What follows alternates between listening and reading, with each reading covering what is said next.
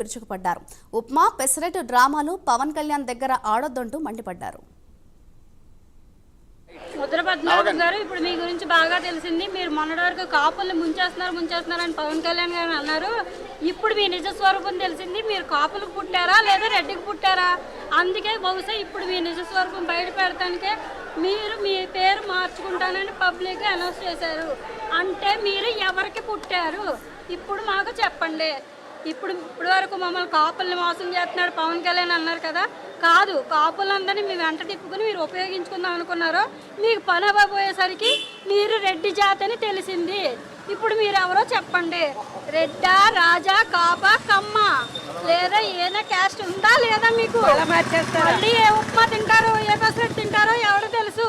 పబ్లిక్గా మీరు చెప్పండి. ఇప్పుడు రెడ్డి పేరు మార్చుకుంటానంటున్నారు కదా, రెడ్డి పేరు మార్చుకోకలేదు. మీరు రెడ్లని మాకు తెలుసు ఆల్రెడీ.